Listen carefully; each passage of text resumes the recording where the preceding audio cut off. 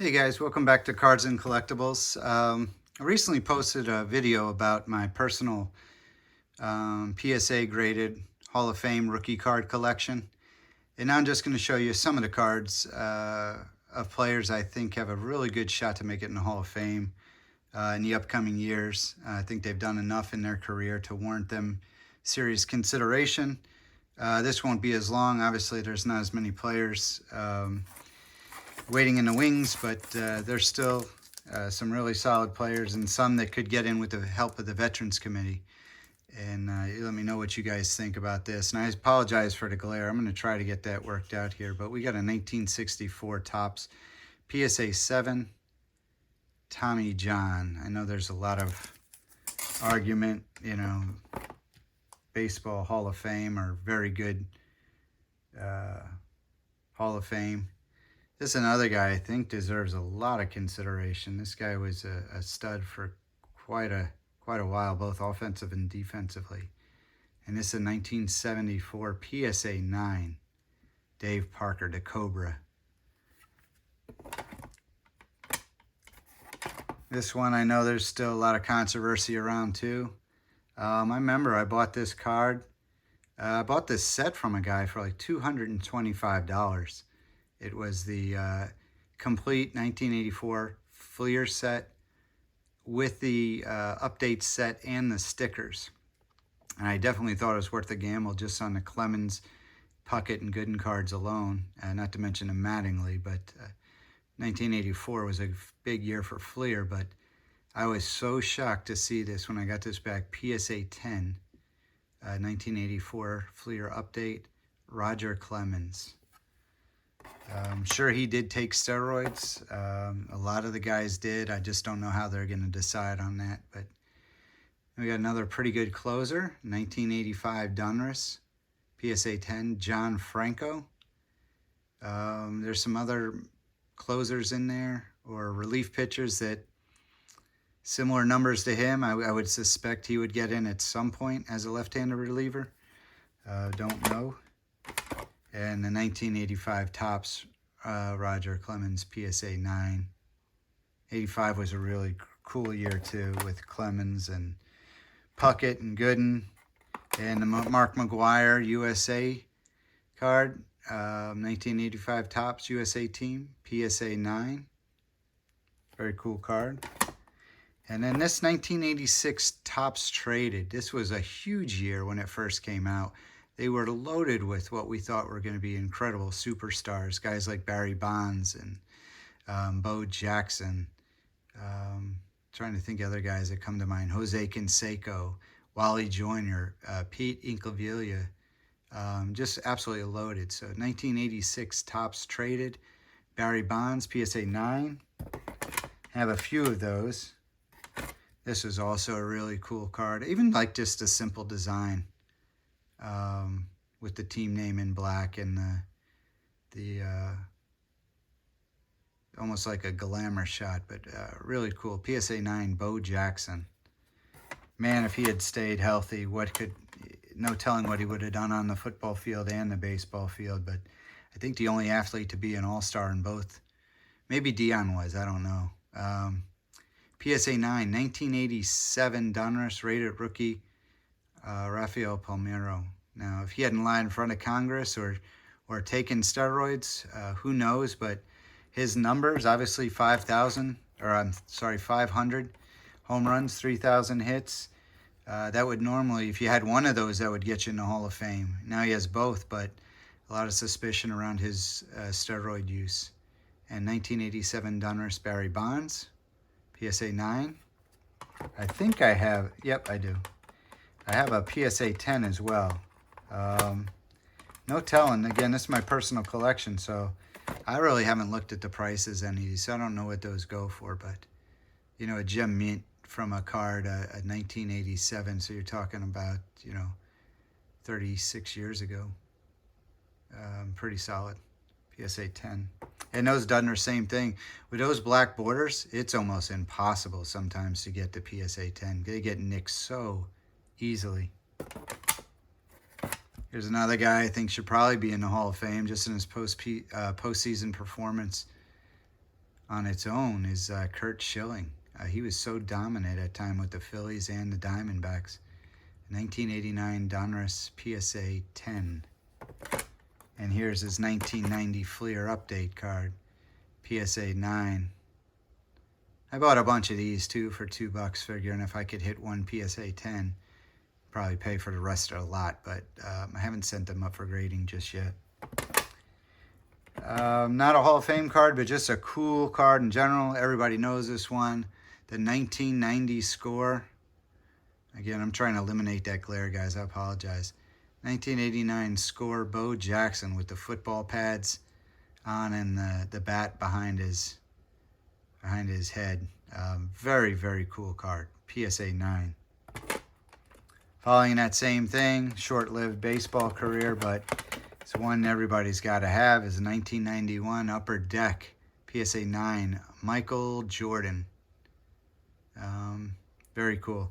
I met him once, which is actually really cool, as a season ticket holder for the Charlotte Bobcats when he became a minority owner with Bob Johnson, the guy who owned the BET television network.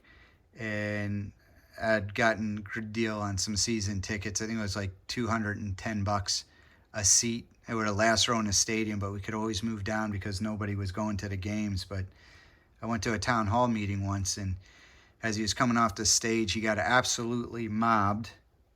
And, everybody had items from the sign, like basketballs and Air Jordans and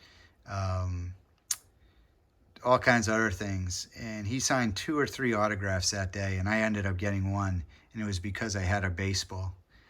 And he signed that baseball for me. I still have that today.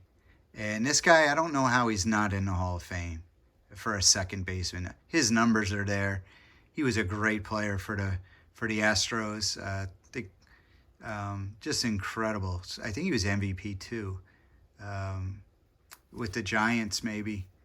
1992 Fleer update, Jeff Kent.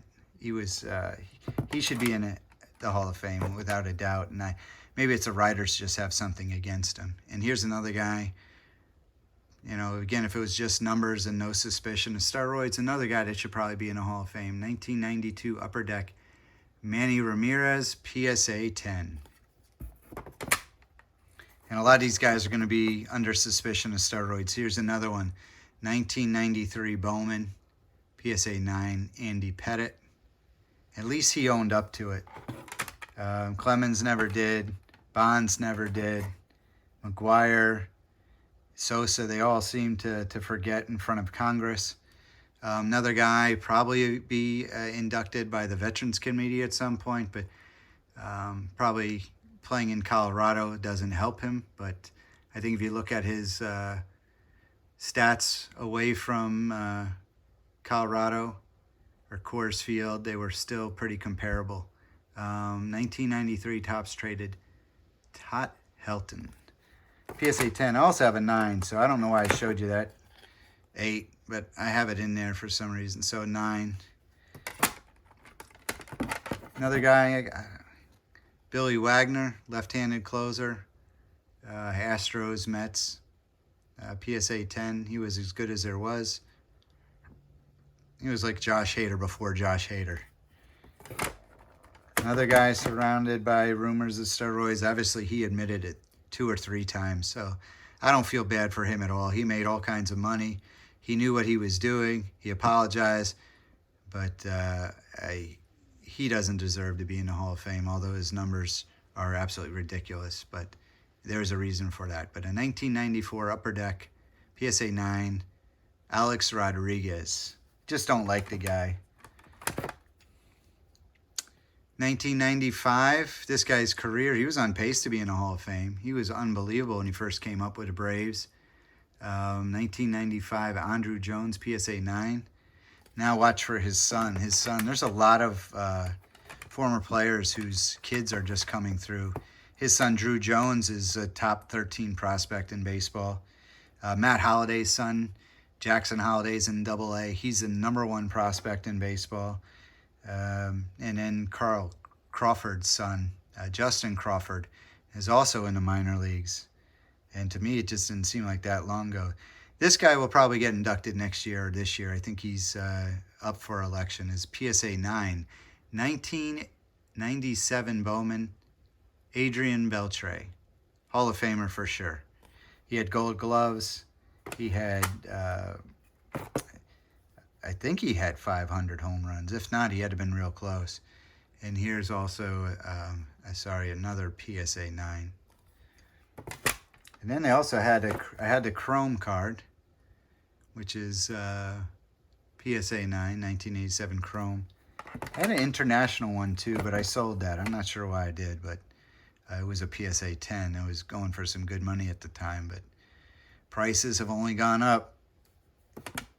Okay, and then I got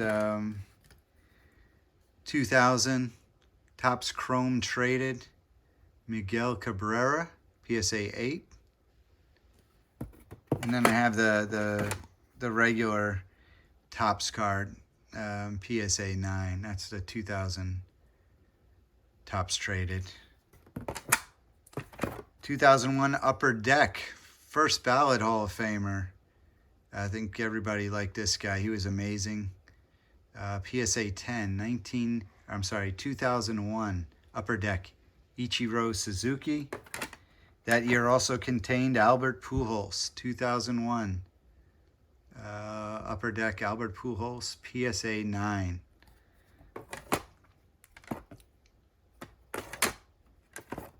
And one of my favorite, I've got a bunch of these. I'll only show you the 9 and 10, but 2004 Bowman Chrome Yadier Molina, PSA 9. It's just a matter of time. He's just got to wait that 5 years before he gets inducted. And the cool thing is, he's going to be eligible the same time or same year as Albert Pujols. Those guys are good friends, and it'd be really cool to see those two go in on the same class. So here's my 2004 Bowman Chrome PSA 10. I have a few of these. I bought a lot off a guy years ago, just like I did with this next guy. He just got traded back to the team he started his career with and the team he won a World Series with last year. This is a 2005 Bowman Chrome Justin Verlander, PSA 10. Yeah, he's a shoo-in for the Hall of Fame once he decides to retire and hang him up. And the last one I have in this box before I talk about a few others is the 2011 Bowman Chrome Mike Trout PSA 9. I don't have I don't know if it's a prospect one. I know there was 2 cards that year. I have the draft, but both pretty solid. I think I picked this up for $50 graded back then. I wish I had bought a bunch more and just wish he could stay healthy. He'll be in the Hall of Fame regardless if his career ended today, but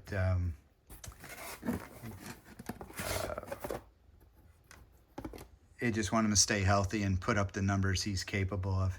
I'll throw the few last ones in I had in this box. Kind of cool.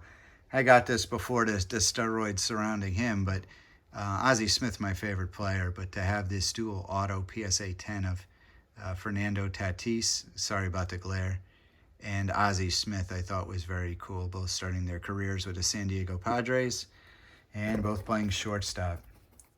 This one I bought off a guy on Craigslist. Took a chance, spent $100 on it, and I went ahead and got it graded. It's a beautiful looking card, PSA 8, but it's got a print defect. There's a couple of specs on there. I think it's pretty common for that year, but this is nothing to do with baseball, but just an absolutely cool card. The 1980 Topps Larry Bird, Magic Johnson rookie card. Love this card.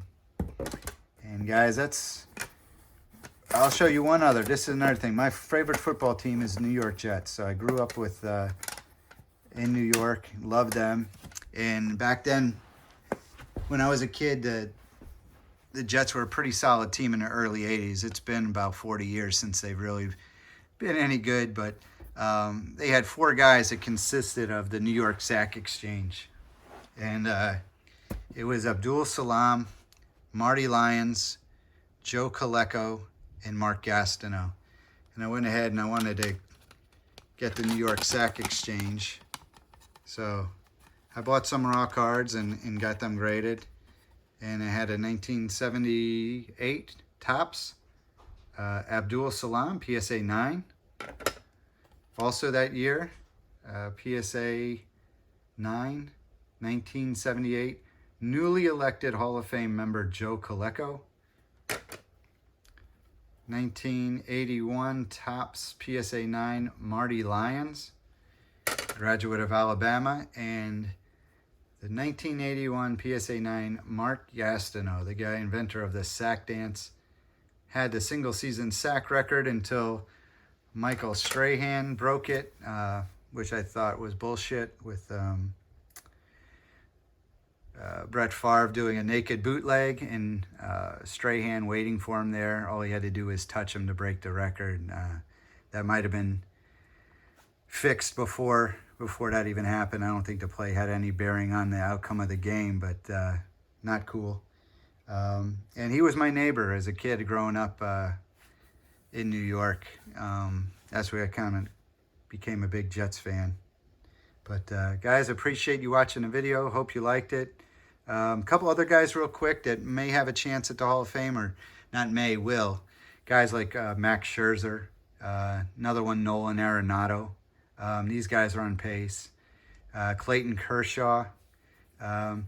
So the Hall of Famers, guys, they never seem to lose value. So I would, monitor those guys that are on the fringe.